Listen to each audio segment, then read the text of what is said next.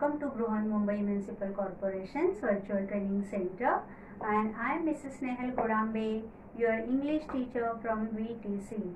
Let's begin with today's session. In last session, we have started learning the history of the tea or the story of the tea. We will just have the recap what we have learned in part 1.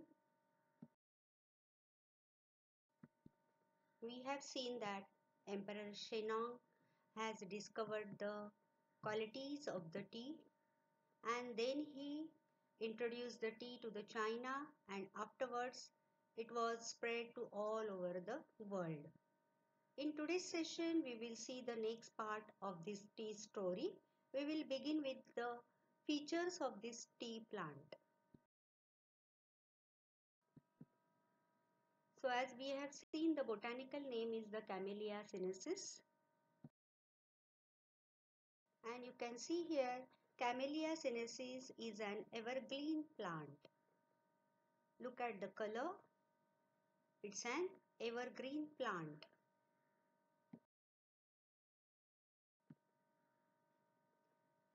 It grows in tropical and subtropical climates. You must have learned in geography what are the tropical and subtropical climates. So the growing of this plant needs this type of climates. And what about the rainfall? It needs 100 to 125 centimeter of rainfall or the water, you can say.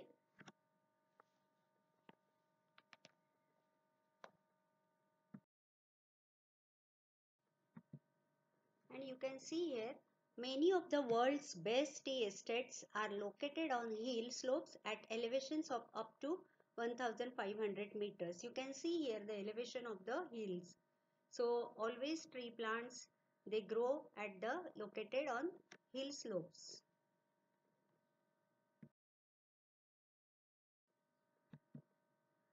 Then when the plants mature, only the top 1 to 2 inches of the plants are picked, not the whole plant, but only the top of 1 to 2 inches of the plants are picked up. That is, the leaves of the tea plants are plucked or picked.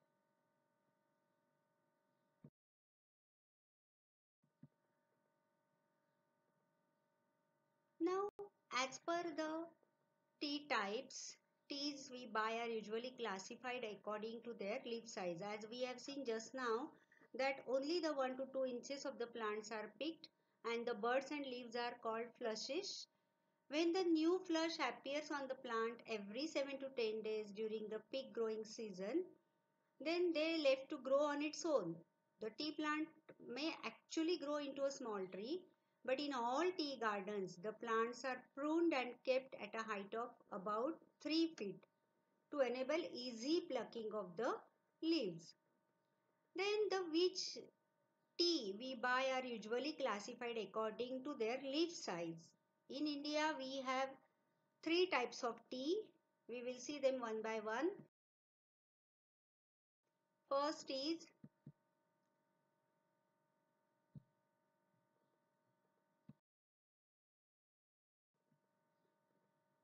Assam type of tea, that is characterized by the largest leaf. You can see in the picture that they have largest leaves. Second type, China type. It has smallest one, you can see here in picture. And the third one,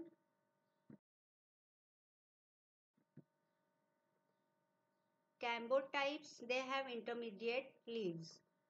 So we have classified tea in 3 types: largest, smallest and the intermediate.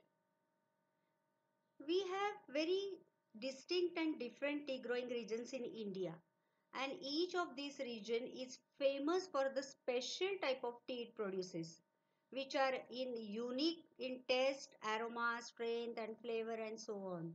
So we will see those regions. The first one, very famous, Darjeeling in northeastern India. We have Darjeeling tea, Assam tea, right? when we go to the tea shop, we are have the different types of tea over there, named by or labeled by it. So first one is Darjeeling in North Eastern India, then Assam in far northeast India, Assam tea, and the third one is,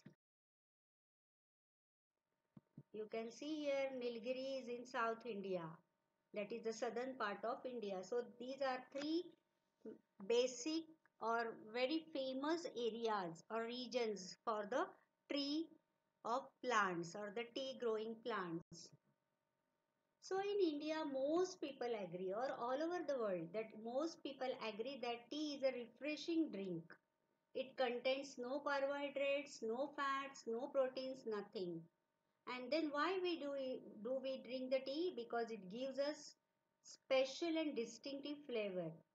It has theanine as well as caffeine, which keeps us fresh. Then how and when did people first begin to drink tea in India, or how did this magical beverage came in India? We will see that.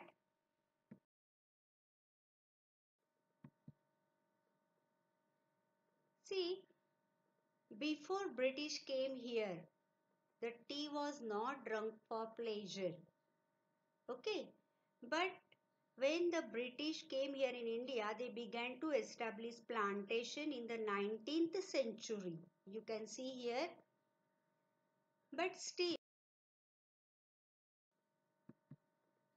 the British East India Company made several unsuccessful attempts to grow tea in Bhutan and Assam with the seeds from where they brought it from China.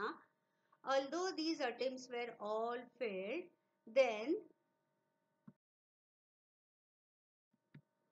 here you can see the picture of botanist Robert Bruce.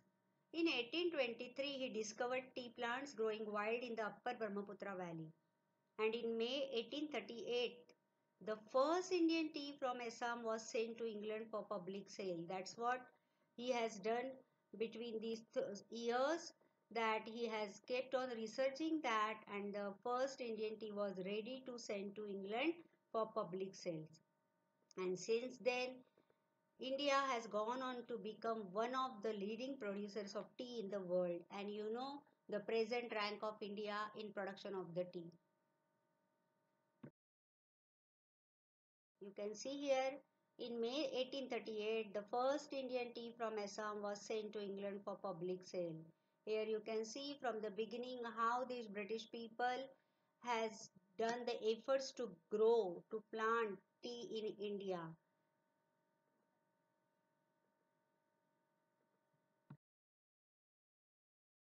See, as we have learned in last session that tea has many health benefits. But for many people, tea is a popular drink to have with friends.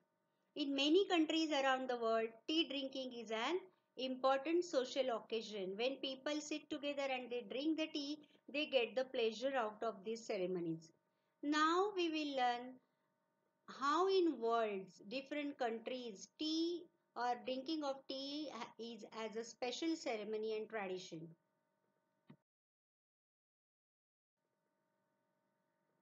So as we learn that in many countries have special tea ceremonies and traditions. Begin with Japan. So most people in Japan belongs to a tea club where they go every week to take part in tea ceremony. See, we have different clubs, sports clubs and all, but in Japan they have tea clubs, and the people are member of those tea clubs, and where they go every week to take part in tea ceremony. And even in Japan, ordinary people also feel that tea ceremonies are spiritual occasions that are closely associated with their religion.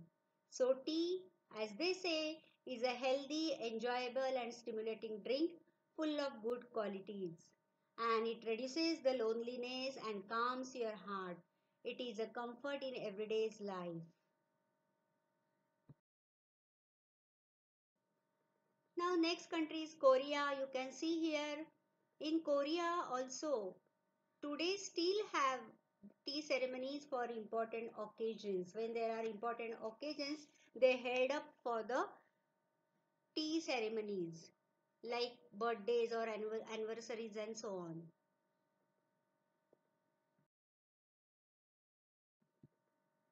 As we have learnt about the China in last session, in most area of China, the tea is made in small clay teapots. You can see there a small clay teapot is directly kept on the gas stove and the tea is made in those clay teapots.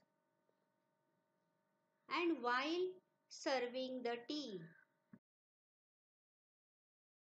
at the tea ceremonies, cups are only half filled. You can see there that the Chinese believe that the rest of the cup must be filled with friendship and affection.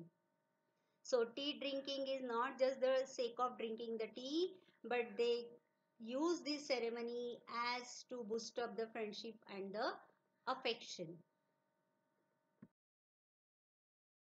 Now we will move to the next country, that is in Russia. Tea is made and served in samovars. You can see there a picture of samovar, a special Russian tea kettle made up of metal. In China we have seen the kettles are made up of clay, and in Russia the kettles are made up of metal and so designed, colorful. See, so beautiful that kettle is. So the teas are made in such samovars. Country is Vietnam, and you can see here Vietnam produces special varieties of tea such as lotus tea. The tea is made up from the lotus flowers. You can see here the method of preparing the lotus tea, and then it is served. At the same time, tea from jasmine flowers too. As we have learned earlier that many people in Japan, they are the members of the tea club. So drinking tea is really a tradition or the ceremony for the Japanese people. And in Japan, they have different types of tea, that the tea is made up using powdered green tea. You can see here in bowl powdered green tea, and it is called matcha. And the special thing about it is that the tea is mixed with boiled water using a bamboo whisk. You can see a whisk over there, and then served in a small bowls. So see how different ways people drink tea all over the world. Now we have learned about the Japan, the Korea, the Russia, the China. But what about India?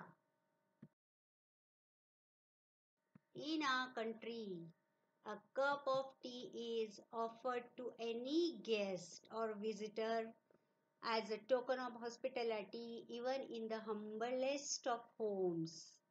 You can see here in India, even if whatever is your financial condition is, whoever the guest come to our houses, at least the minimum thing we offer to them is the cup of tea. So most Indian like to offer the tea to the guest or the visitor, whoever comes to their homes. So the most Indians like their tea hot with a good deal of milk and sugar in it. See, in many countries of the world, milk and sugar are not used in while making the tea, but in India, of course, first thing we need is the milk, and the second thing is the sugar. We can't drink tea without these two things.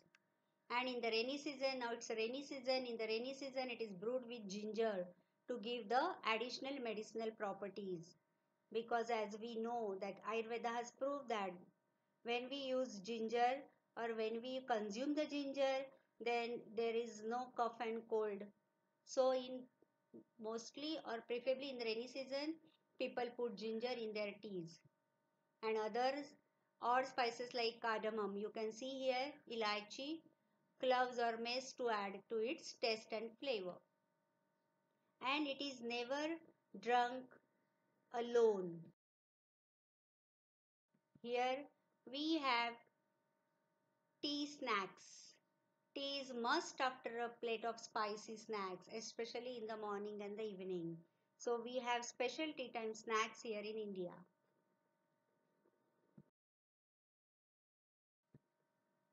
So as we have seen, some experts enjoyed delicately flavored jasmine tea, green tea, lemon tea, iced tea.